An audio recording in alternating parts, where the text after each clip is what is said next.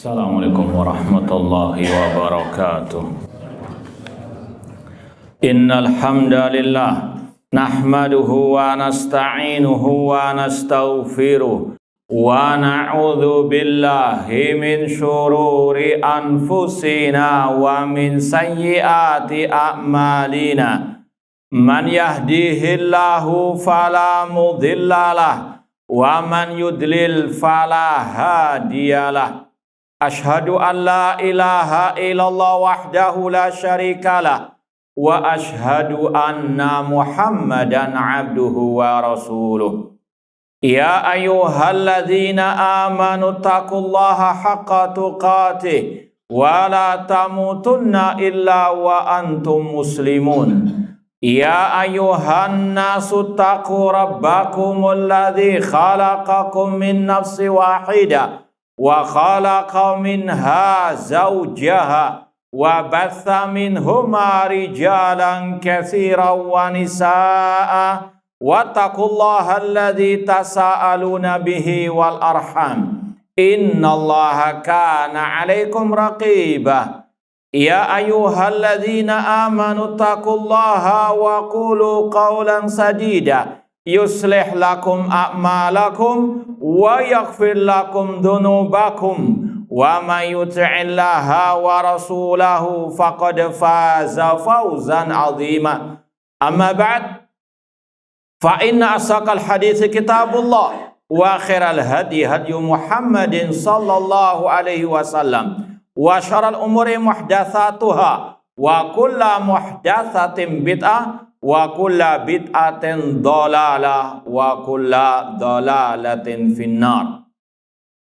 Ma'asal muslimin, ikhwani fillah wa akhwati, bapak-bapak, ibu-ibu, saudara-saudariku rahimani wa rahimakumullah. Alhamdulillah, segala puji bagi Allah Subhanahu wa taala yang mempertemukan kita kembali dalam kajian akidah Al-Imam Abul Hasan Al-Asy'ari rahimahullah taala yang beliau cantumkan dalam kitab Maqalatul Islamin dan dengan syarah Fadilatul Syekh Dr. Muhammad bin Abdurrahman Al-Khumayyiz hafidhallahu ta'ala. Semoga Allah Subhanahu wa ta'ala senantiasa memberikan kepada kita keistiqomahan dalam belajar akidah salaf dan berpegang teguh dengannya sampai akhir hayat kita nanti.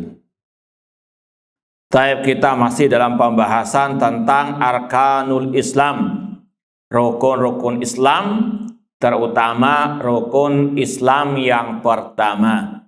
Kita ulangi pembahasan kemarin.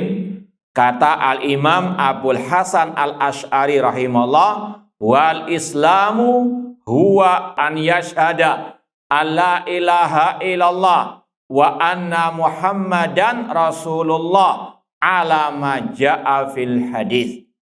Islam adalah persaksian bahwasanya tidak ada sesembahan yang hak kecuali Allah dan bahwasanya Muhammad adalah utusan Allah sesuai dengan yang disebutkan dalam al-hadis, baik itu hadis Jibril ataupun hadis yang dikenal dengan hadis Ibni Umar, buniyal Islam ala khamsin. Kemudian kita sudah sampaikan pada kesempatan yang lalu pembahasan dari makna ayat la ilaha illallah, yang benar itu apa dan yang salah itu apa. Kemarin sudah kita sampaikan ucapan Syekh Muhammad bin Abdurrahman Al-Khumayyiz hafizahullah ta'ala bahwasanya la ilaha illallah itu ada dua rukunnya, yaitu apa? An-nafyu wal itsbat. Apa an-nafyu itu? Penafian semua sesembahan yang hak, ya, dan penetapan al-itsbat, menetapkan hanya Allah satu-satunya sesembahan yang hak. Sebagaimana firman Allah, dzalika bi annallaha huwal haq wa anna ma yad'una min dunihil batil. Yang demikian itu bahwasanya Allah satu-satunya sesembahan yang hak dan selain Allah adalah sesembahan yang batil. Dan itulah makna dari la ilaha illallah. Ya, seperti yang sudah kita sampaikan, Rasul mentafsirkan sendiri dalam Sahih Bukhari tentang hadis Jibril juga, namun dengan riwayat Abi Hurairah. Beliau ketika ditanya apa itu Islam, beliau menjawab anta budallah wala tusyrika bihi. Engkau beribadah kepada Allah dan tidak berbuat syirik. Ya, sekali lagi, ini dua riwayat hadis Jibril, riwayat Umar bin Khattab dan riwayat Abi Hurairah saling melengkapi, yaitu bahwasanya asyhadu alla ilaha illallah maknanya anta budallah wala tusyrika bihi syai'a. Dan ini sekaligus yang kemarin kita bahas membantah arti tidak ada Tuhan atau pencipta selain Allah dalam mengartikan la ilaha illallah. Ya, sekedar murojaah, tombong antuk. Baik, kemarin kita sampaikan kalau tidak salah 6 alasan mengapa tidak benar mengartikan la ilaha illallah dengan tidak ada Tuhan atau pencipta selain Allah. Ada yang bisa langsung jawab 6 poin tersebut, 6 alasan tersebut? 6. Ahlus sunnah dalam pembahasan tauhid akidah itu harus, ya istilahnya ngelontok, harus betul-betul paham dengan tafasilnya, perinciannya. 6. Ada yang bisa menjawab? Sebutkan, ya anak korting 1 sajalah, 5. Ya, sebutkan 5 alasan kenapa tidak benar mengartikan la ilaha illallah dengan tidak ada Tuhan atau pencipta selain Allah. Meskipun ini sudah viral, sudah berkarat di tengah-tengah kaum muslimin, tapi kalau salah ya tetap salah. 6. Kalau enggak anak tutup, udah. Hah? Fadhal. Al-ilah artinya sesembahan. Mau jawab langsung 5? Baik. Bisa apalan sedikit enggak? Baik, lanjutkan. Fadhal.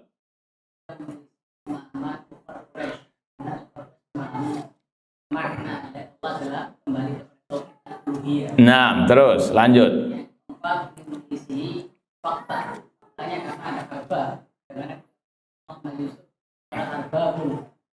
Arbabun mutafarriqun. Taib, lanjut. Taib, ahsantum jami'an. Yang lain anak kira mungkin tawadhu ya. Nah, antum sekali lagi kalau terlambat nulisnya silakan ya di-download buku yang sudah kita sampaikan kemarin, Menyelami Samudra Kalimat Tauhid. Di internet insya Allah bisa di-download. Ya kalau misalnya nggak bisa nulis sekarang, dibaca dan dipahami ya, dan kalau bisa dihafalkan. Yang pertama sudah kita sampaikan, kenapa kok tidak benar mengartikan la ilaha illallah dengan tidak ada Tuhan atau pencipta selain Allah? Karena secara bahasa Arab arti al-ilah artinya adalah al-ma'bud yang disembah. Kalau Tuhan atau pencipta, ar-Rabb al-Khaliq. Dan ini sudah kita sampaikan juga dari ucapan Imam Al-Miqrizi dalam kitab beliau Tajid Tauhid Al-Mufid. Dan beliau ulama mazhab Asy-Syafi'i rahimahullah ta'ala. Kemudian yang kedua, ini menyelisihi pemahaman para nabi, para rasul. Semua para nabi, para rasul mentafsirkan la ilaha illallah dengan ya qaumi budullah ma lakum min ilahin ghairu ani budullah wastanibut taghut. Ibadahilah Allah dan tinggalkanlah at-taghut. Bukan tidak ada pencipta atau Tuhan selain Allah, namun tidak ada sesembahan yang hak kecuali Allah. Dan tadi sudah kita sampaikan, Rasul juga mentafsirkan la ilaha illallah dengan anta budallah wala tusyrika bihi syai'a. Ya, dalam Sahih Al-Bukhari. Maka kita harus dengan mantap, harus dengan betul-betul konsisten mengatakan itu arti yang salah. Karena menyelisihi pemahaman para rasul. Para rasul lebih paham tentang arti la ilaha illallah karena mereka yang pertama kali membawa kalimat tauhid kepada manusia, kepada kaum mereka. Yang ketiga, tadi kaum Arab jahiliyah. Namanya kaum Arab jahiliyah, bahasa mereka bahasa apa? Mereka lebih paham tentang arti la ilaha illallah. Karena itu bahasanya mereka. Mereka mengatakan aja'alal alihata ilahan wahida. Apakah Muhammad ingin menjadikan sesembahan yang banyak ini hanya satu sesembahan? La ma'budu bihaqqin illallah. Itu tadi, tidak ada sembahan yang hak kecuali Allah. Namun kenapa mereka nggak mau mengucapkannya padahal mereka paham? Itu karena itu melawan adat istiadat warisan nenek moyang mereka. Kemudian yang keempat, bahwasanya tidak ada Tuhan selain Allah.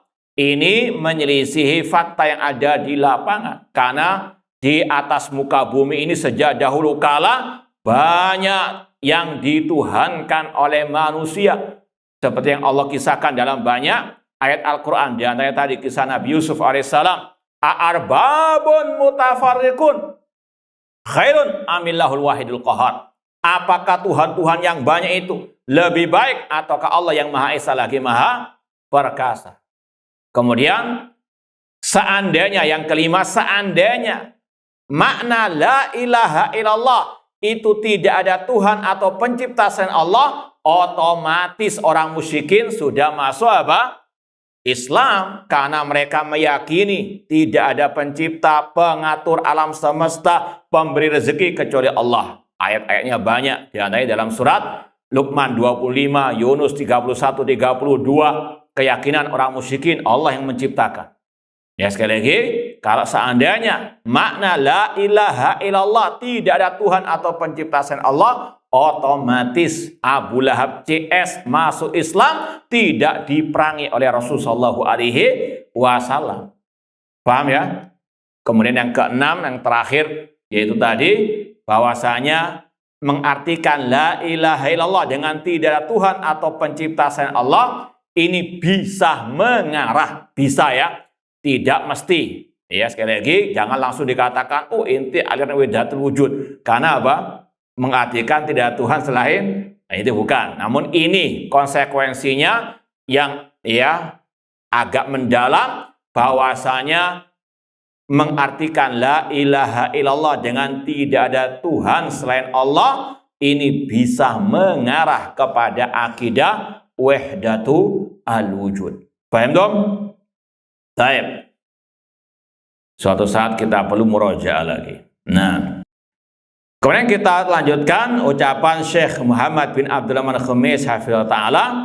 Wala raiba anna syahadata la takunu syahadatan illa idza kanat an ilmin wa yaqinin wa sidqin. Dan tidak diragukan lagi, namanya persaksian itu harus didasari oleh ilmu, oleh keyakinan, oleh kejujuran. Dan inilah yang dinamakan oleh para ulama dengan syurut la ilaha illallah. La ilaha illallah maknanya la ma'budu bihaqqin illallah.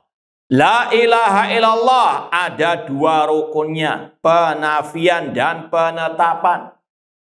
Kemudian la ilaha illallah ada syarat-syaratnya. Ini sebagaimana yang diungkapkan oleh para ulama berkaitan dengan dialog antara seseorang dengan Wahab bin Munabbih, seorang ulama tabi'in yang dinukil oleh Imam Al-Bukhari dalam sahihnya. Ketika itu Wahab bin Munabbih ditanya, alaisa miftahul jannati la ilaha illallah. Kata seseorang, bukankah kuncinya surga itu adalah la ilaha illallah? Kata beliau, kata Wahab bin Munabbih, bala, benar. Walakin ma min miftahin illa walahul asnan. Namun namanya kunci itu pasti ada apa?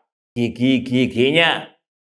Kemudian kata beliau, Ida ataita bimiftahin lahul asnan futihat lakal jannah.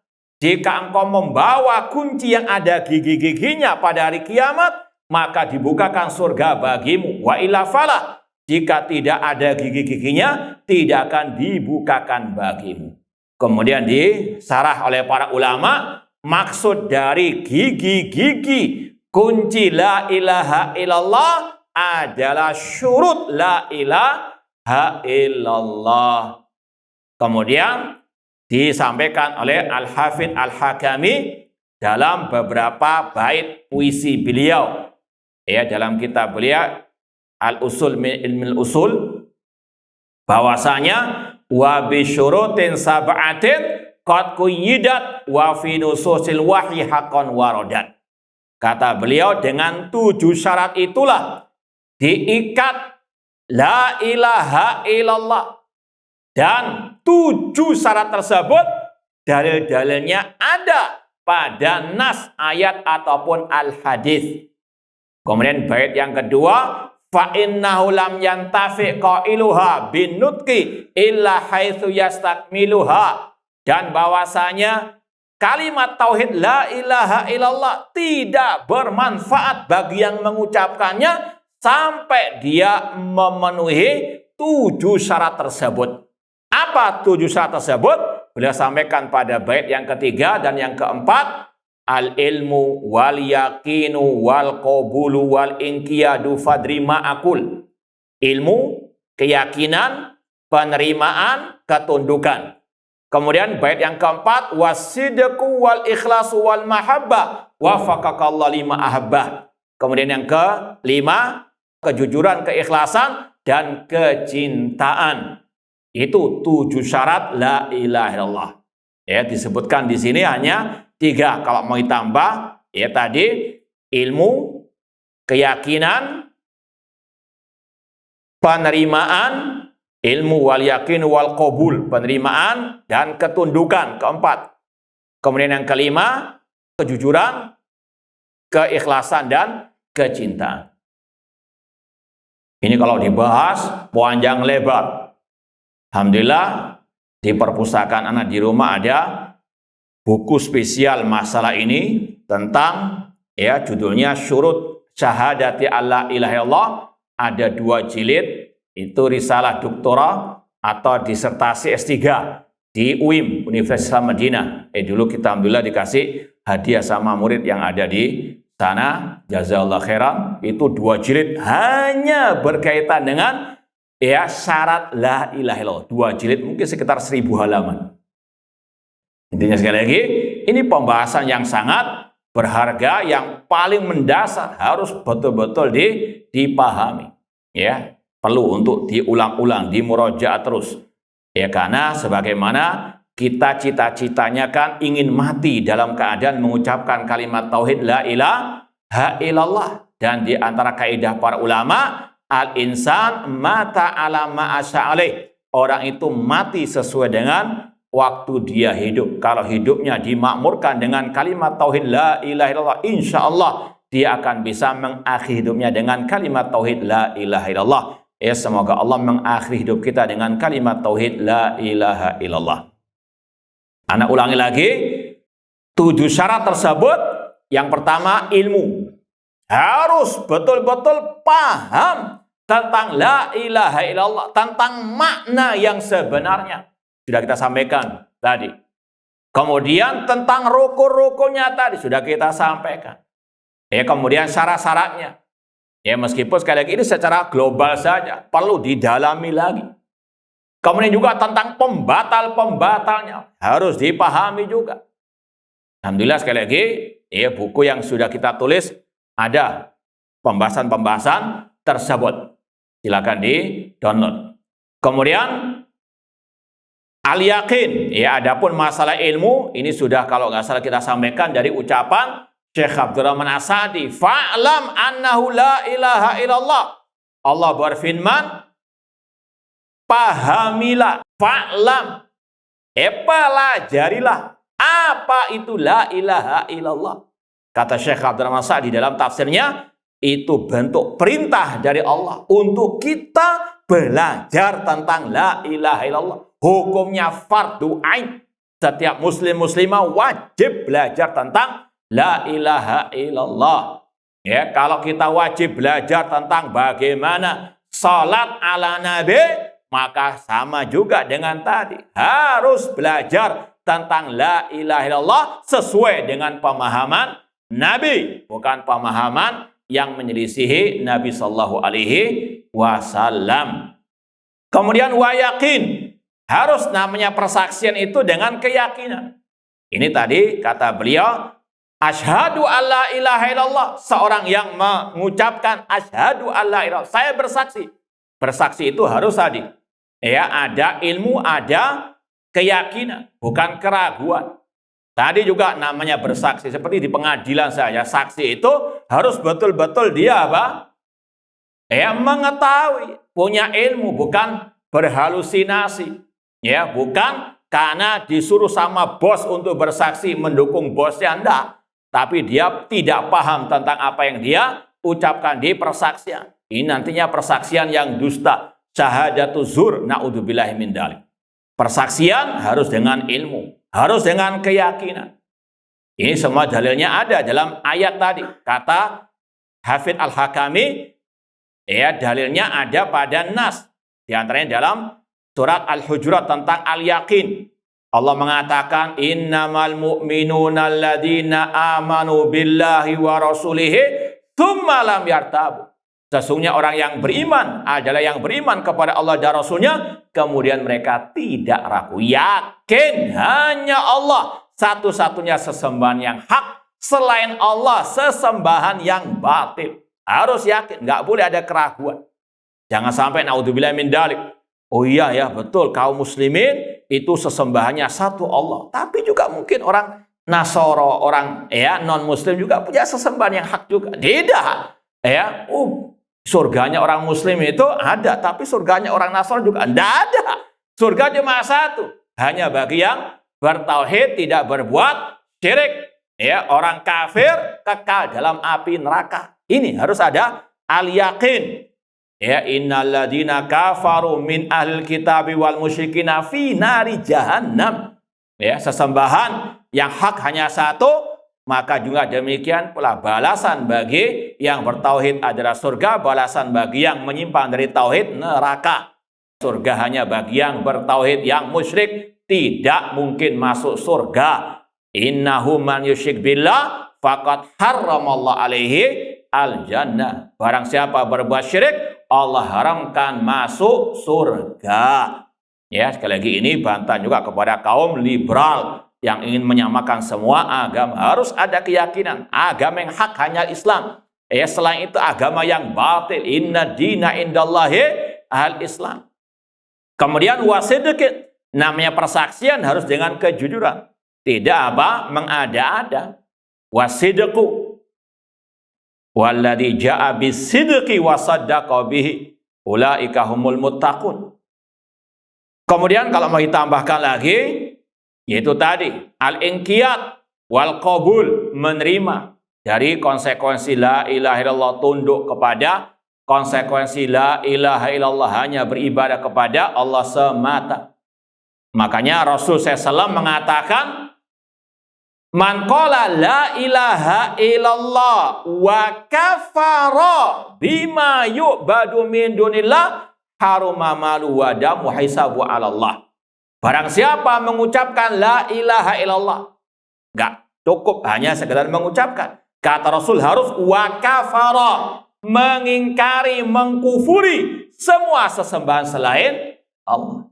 Ya, ini sekali lagi harus apa? Dengan al-inqiyad, beribadah hanya kepada Allah dan berlepas diri daripada sesembahan selain Allah. Kemudian juga wasidqu, kejujuran, jangan sampai seperti orang munafikin yaquluna bi afwahihim ma laysa fi qulubi, mengatakan dengan lisan namun hati tidak meyakini. Kemudian dengan keikhlasan, ikhlas dalam beribadah kepada Allah. Kemudian yang ketujuh al-mahabbah, cinta kepada kalimat tauhid dan kepada at-tauhid. Dan kata para ulama, cinta juga kepada ahli tauhid, kepada dai-dai tauhid. Ya, ini konsekuensi daripada al-mahabbah, bukan malah memerangi dakwah at-tauhid ataupun du'atu at-tauhid. Na'udzubillahi min dzalik. Kemudian kata beliau, wa amma ma'al jahli bimaknaha wa syak fala tu'tabar wa la tanfa. Adapun persaksian diiringi dengan kejahilan, diiringi dengan keraguan, maka persaksian yang tidak bisa diterima, tidak bermanfaat, tidak berguna. Ya, persaksian tadi seperti di persidangan saja demikian, harus dia berilmu, harus dia dengan keyakinan, bukan dengan keraguan.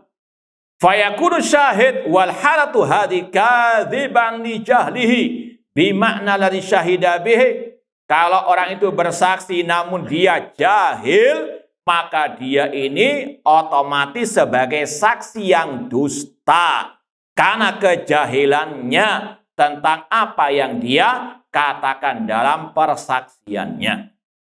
Ini kalau urusan dunia saja tertolak, tidak diterima gugatannya, ya, karena persaksian para saksi-saksinya itu jahil, dusta, apalagi urusan akhirat.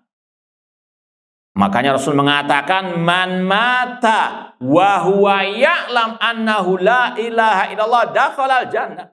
Barang siapa yang mati dan dia paham betul tentang arti la ilaha illallah, ya, dan kandungan-kandungannya tadi, maka dia masuk surga. Ya, ditambah dengan tadi syarat-syarat yang lain. Makanya para ulama mengapa menyebutkan, menjelaskan syarat-syarat tersebut? Ini karena istiqra, meneliti nas-nas yang berkaitan dengan la ilaha illallah. Karena mungkin sebagian orang mengira, pokoknya mengucapkan pasti masuk surga. Enggak. Kalau sekedar mengucapkan masuk surga, Abdullah bin Ubay, siapa itu? Ya, tokoh munafikin masuk surga.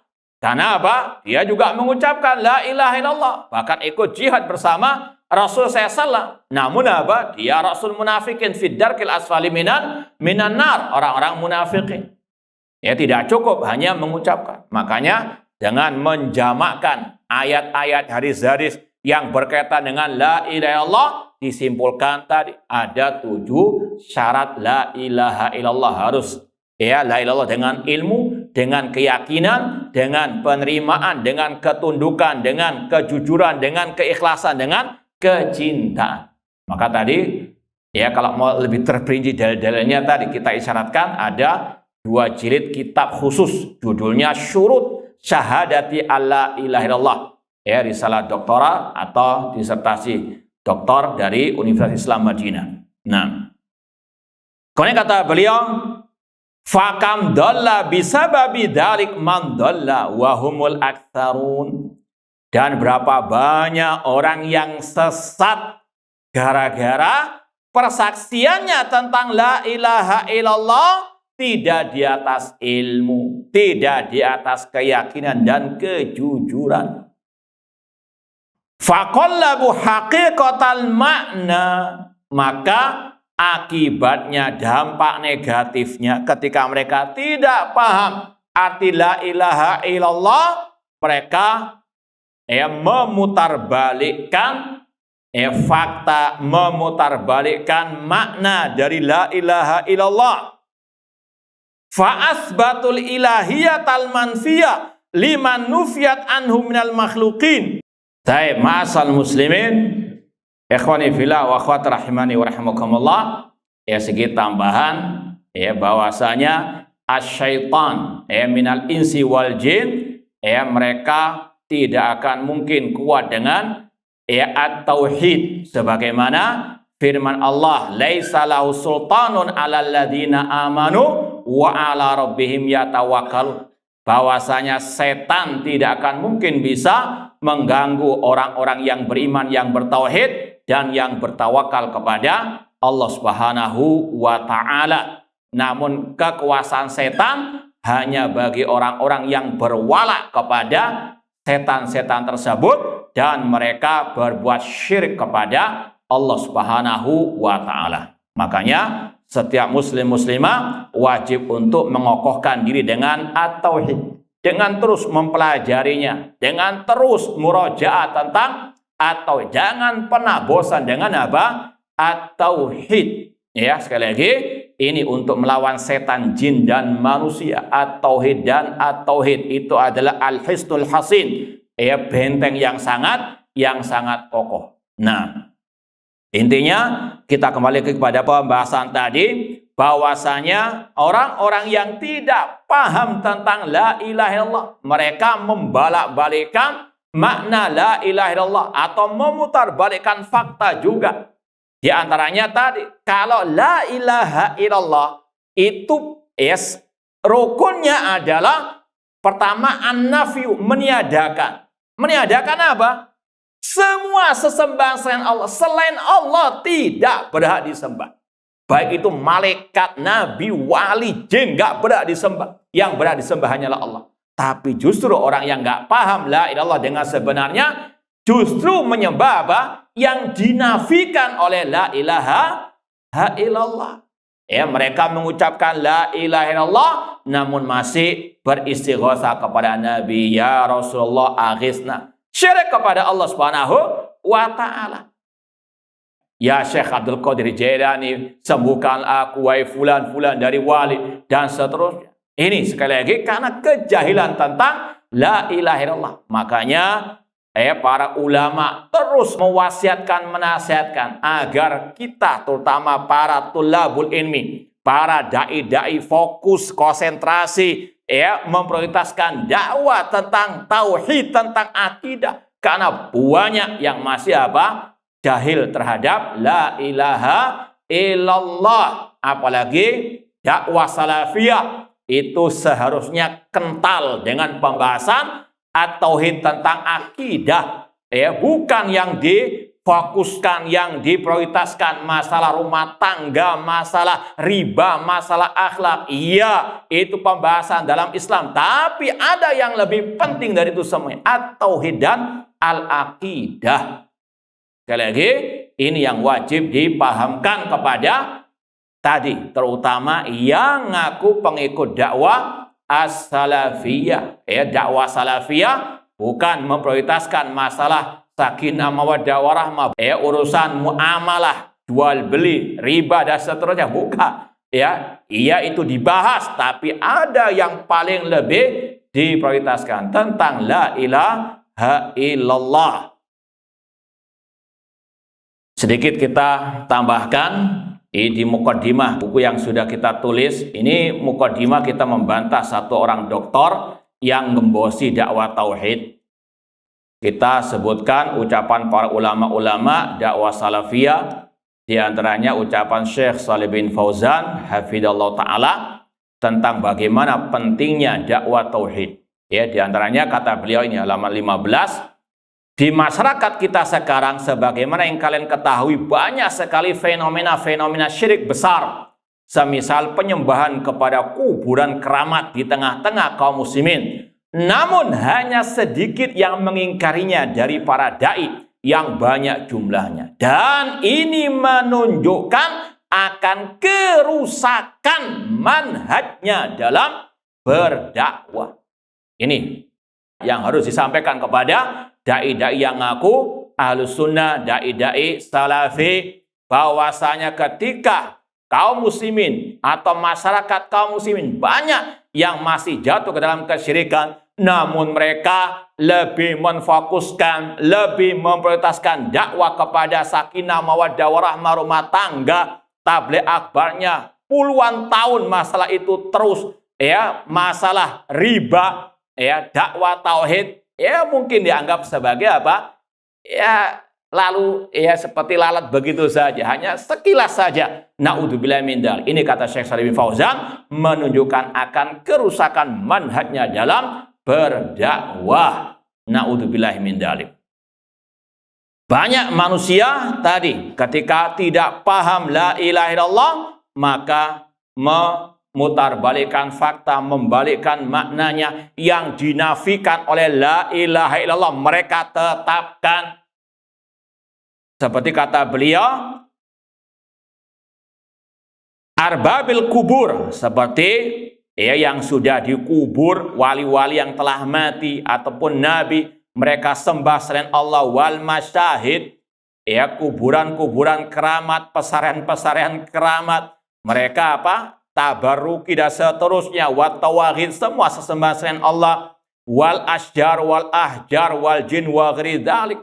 Ya, ini sekali lagi sesembahan-sesembahan manusia yang ada di atas muka bumi ini. Baik itu tadi yang dikubur dari para nabi, para wali, ataupun tempat-tempat keramat, pepohonan, dan bebatuan. Dan ini pula yang pernah kita sampaikan dari ucapan Imam Asy-Syafi'i rahimahullah. Ini sekedar merojak kembali. Ini ada kitab Ar-Risalah oleh Imam Asy-Syafi'i rahimahullah ta'ala. Di mukadimah kitab ini beliau menyebutkan bagaimana Nabi itu diutus kepada dua golongan manusia, yang syirik, yang kufur. Ya, sekedar pengingat saja, dalam kitab Risalah ini Imam Asy-Syafi'i mengatakan, wa asyhadu alla ilaha illallah wahdahu la syarikalah wa anna Muhammadan abduhu wa rasuluh. Setelah beliau mengucapkan dua kalimat syahadat, beliau mengatakan, Imam Syafi'i rahimahullah berkata, ba'athahu wan nasu sinfan. Allah mengutus Rasulnya dan manusia terbagi menjadi dua golongan ketika Rasul diutus. Ahaduhuma ahlu kitab. Yang pertama dari golongan ahlu kitab, baddalu min ahkamihi wa kafaru billah. Mereka kufur kepada Allah, mereka merubah hukum-hukum Allah. Kemudian Allah berfirman dalam surat At-Taubah, wa qalatil yahud Uzair ibnullah wa qalatin nasara al-masih ibnullah. Kalau orang Yahudi menyembah Uzair, menganggapnya sebagai anak Allah, orang Nasara menyembah Isa ibnu Maryam. Kemudian kata Imam Syafi'i rahimahullah, wasinfun kafaru billah. Dan segolongan manusia yang lain, mereka kufur kepada Allah. Dua-duanya kufur. Ahlul kitab dan juga golongan yang kedua ini. Namun beda sesembahannya. Fabtada'u ma lam ya'dam bihillah. Kata Imam Syafi'i, mereka berbuat bid'ah yang tidak diizinkan oleh Allah. Wa nasabu bi aidihim hijaratan wa khusyuban. Mereka membuat dengan tangan-tangan mereka bebatuan, kayu-kayuan, waswaron, gambar-gambar, istahsanuha, yang mereka anggap itu baik untuk sebagai sesembahan mereka. Wa nabazu asma ifta'aluha. Mereka kasih nama-nama bebatuan, kayu-kayuan tadi, gambar-gambar tadi dengan nama-nama yang mereka karang-karang sendiri. Wada'auha alihatan abaduha. Dan mereka pun menyembahnya, mereka pun beribadah kepada tadi bebatuan, kepada kayu-kayuan. Dan ini sekali lagi masih bergentayangan di tengah-tengah kaum muslimin. Ini warisan kaum musyrikin ketika Rasul diutus kepada mereka pertama kali. Kemudian kata Imam Syafi'i lagi, faida istahsanu ghaira ma'abadu minha alqaw wa nasabu bi'aidihi ghairahu. Kalau mereka menganggap yang mereka sudah buat patung-patung tadi itu sudah nggak layak, sudah ada istilahnya expired, kadaluarsa, mereka buang, mereka buat apa? Sesembahan yang ini al-uqulud dhalah, akal yang sesat. Faulaikal Arab, itulah bangsa Arab dahulu. Kemudian kata Imam Syafi'i, wasalaka ta'ifatun minal ajam sabilan fi hada. Selain Arab, itu juga mengikuti jejak orang Arab dalam apa? Membuat sesembahan-sesembahan seperti bangsa Arab tadi. Wa fi ibadati mastahsanu min hutin. Dan mereka selain Arab punya sesembahan yang lain, diantaranya menyembah hut, ikan paus, wadaba, binatang-binatang melata, wanajam, menyembah bintang, wanar, menyembah api, wagir. Sesembahan manusia sangat amat banyak sekali. Makanya dalam buku kita ini, kita juga sebutkan di antara penafsiran yang salah tentang la ilaha illallah, kalau hanya mengatakan maknanya adalah tidak ada sesembahan kecuali Allah. Paham ya? Apa salahnya di situ? Gak ada kata-kata hakun. Kenapa kok salah mengartikan la ilaha illallah dengan tidak ada sesembahan kecuali Allah? Di antara ini alasannya. Karena banyak sesembahan yang disembah oleh apa? Manusia. Sebagaimana tadi. Ini menyelisihi fakta yang ada di. Kalau dikatakan tidak ada sesembahan kecuali Allah. Ini sekali lagi menyelisih fakta yang ada di lapangan. Karena faktanya banyak sesembahan selain. Ini sejak zaman Rasul diutus pertama kali. Banyak sesembahan. Seperti yang diucapkan Imam Asy-Syafi'i rahimahullah di sini. Kemudian yang berikutnya. Fadzakarallahu lin-nabi jawaban min jawabi ba'di man abada ghairahu min hadha sinfi. Kemudian Allah menyebutkan kepada nabinya Muhammad SAW jawaban orang-orang yang menyembah hal-hal tadi. Ketika disuruh kepada tauhid, apa jawaban mereka? Inna wajadna aba'ana ala ummat. Ini jawaban klasik mereka. Kami mendapati nenek moyang kami di atas ajaran ini. Wa inna ala athari muqtadun. Dan kami akan mengikuti jejak mereka. Ini juga sama dengan yang terjadi di negeri kita. Bagaimana masyarakat yang mengaku kaum muslimin namun masih melestarikan budaya-budaya adat-adat kesyirikan, terutama bulan Syuro. Bulan yang kata mereka penuh dengan ritual-ritual tolak balak yang banyak mengandung unsur apa? Kesyirikan. Bahkan menganggap bulan Syuro, bulan sial, itu bentuk kesyirikan kata Rasulullah SAW. Ini sekali lagi, atiyaratu syirkun. Kata Rasul, atiyara menganggap sial sesuatu. Di antaranya menganggap sial bulan Muharram, bulan Syuro. Itu kata Rasul syirik kepada Allah Subhanahu wa Ta'ala. Tapi banyak di antara mereka kalau dinasehati, disampaikan kebenaran ini, dalilnya apa? Kan ini sudah apa? Warisan nenek moyang, na'udzubillahi min dzalik. Ini sekali lagi alasan klasik kaum musyrikin jahiliyah. Kemudian kata Imam Asy-Syafi'i rahimahullah, wa haka tabaraka wa ta'ala anhum, dan Allah juga mengabarkan tentang kaum musyrikin yang ada di zaman Nabi Muhammad SAW lewat firman-Nya, la tadarunna alihatakum wala tadarunna waddan wala suwa'an wala yaghutha wa ya'uqa wa nasra. Kaum Nabi Nuh mengatakan, jangan kalian meninggalkan sesembahan kalian. Jangan kalian meninggalkan Wad, Suwa, Yaghuth, Ya'uq, dan Nasra. Kalau ada yang bertanya, kan ini zaman Nabi Nuh. Maka dijawab oleh Imam Bukhari dalam Sahihnya. Nanti antum kalau punya Sahih Bukhari, lihat kitab tafsir tentang ayat ini. Beliau membawakan ucapan Abdullah bin Abbas radhiyallahu anhuma, bahwasanya 5 sesembahan kaum Nabi Nuh ini diimpor ke negeri Arab, disembah oleh bangsa Arab. Kemudian Abdullah bin Abbas mengatakan, hadhihi asma'u rijalin salihina min qaumi Nuh.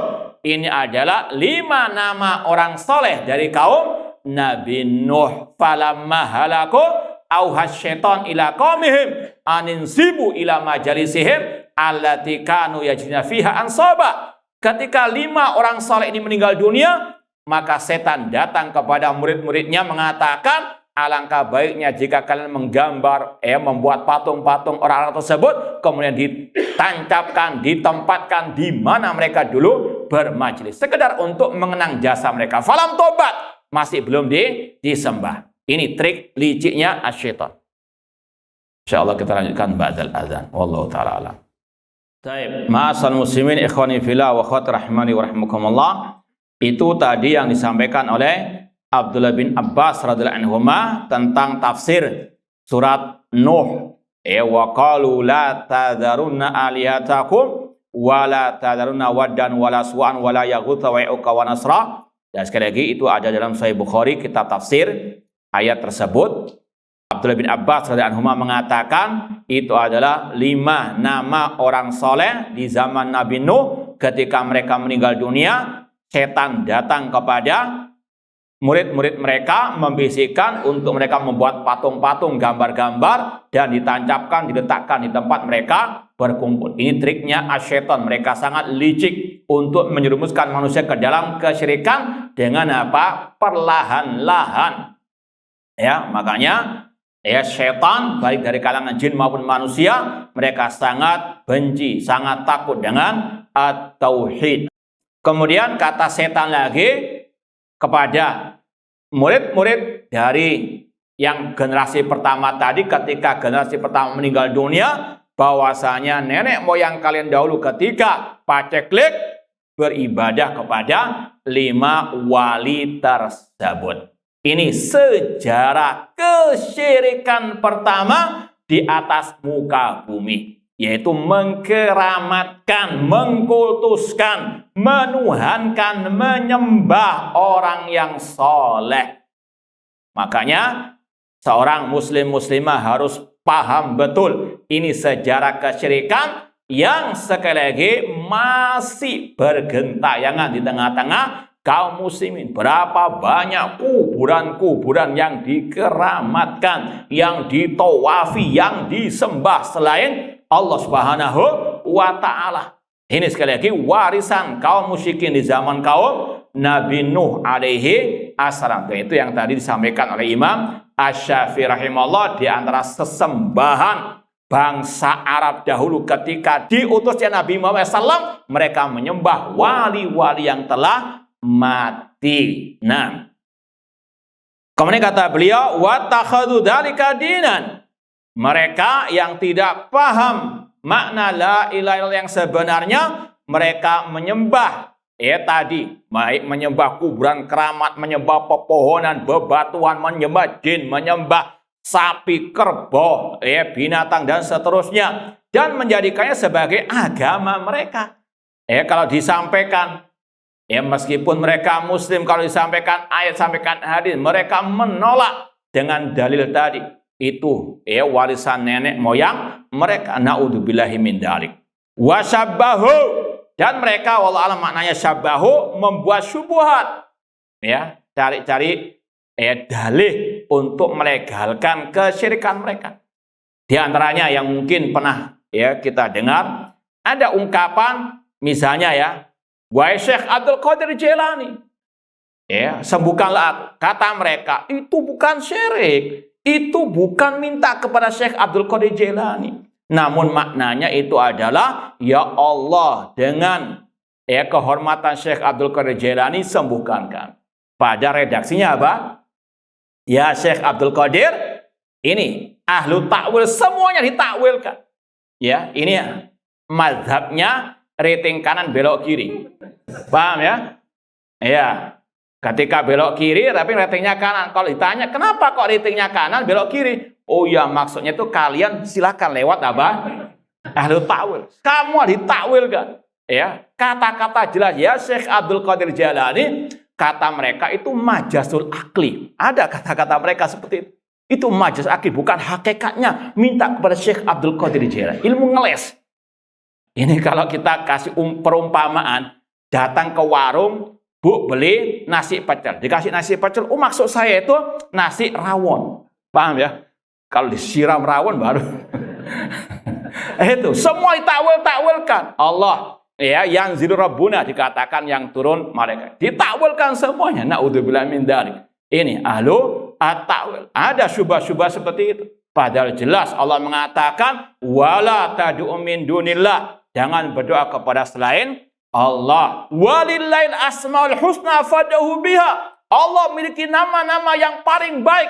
Berdoalah dengan menyebut nama Allah. Tapi kok menyebut nama apa?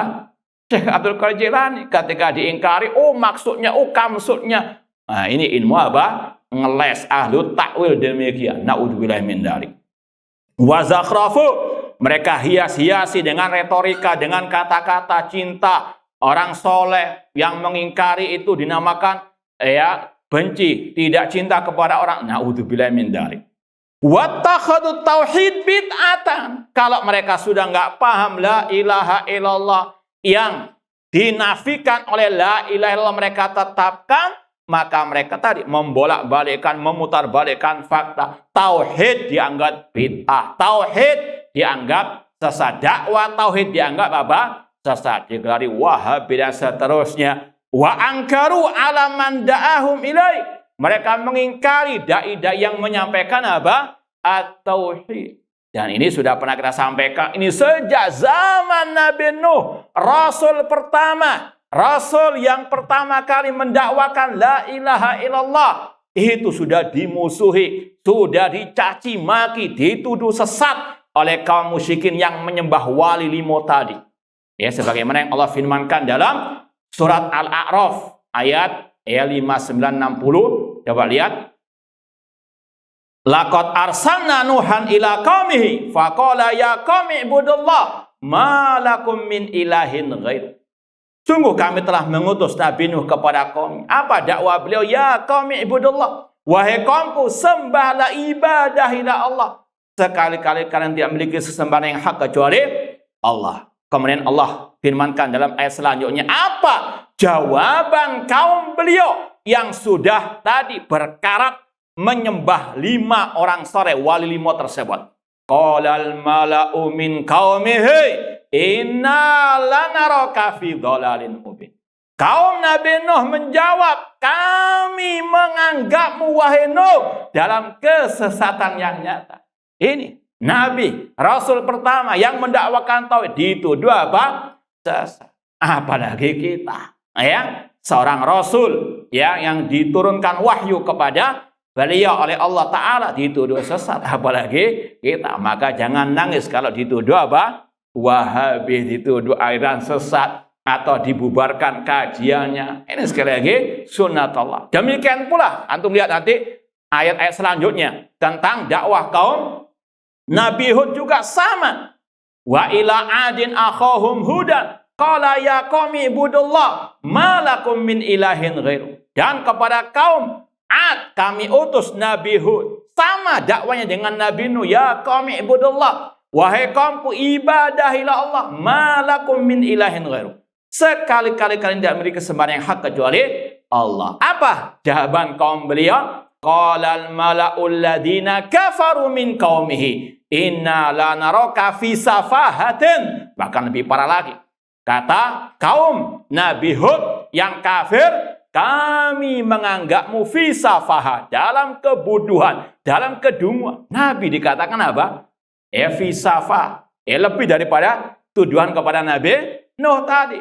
Didobel oleh kaum Nabi Hud alaihissalam. Kami menganggapmu wahai Hud dalam kedunguan. Na'udzubillah min dzalik. Maka sekali lagi sunnatullah yang berdakwah kepada tauhid pasti sedikit banyak, cepat atau lambat akan mendapatkan tuduhan, caci makian, ujian, onak dan duri tersebut. Namun yang lebih parah kalau yang memusuhi, yang mengaku ahli sunnah, yang mengaku ikut dakwah salafiyah, ikut-ikutan membubarkan kajian tauhid dan sebagainya. Ini musibah al-a'zam. Nah, wa angkaru ala man daum ilai falijali makna ilah qallabu haqiqatan makna ila makna tauhidir rububiyah. Dan karena kebodohan orang-orang tersebut tentang makna al-ilah, makna la ilaha illallah, mereka membolak-balikkan maknanya, mengartikannya dengan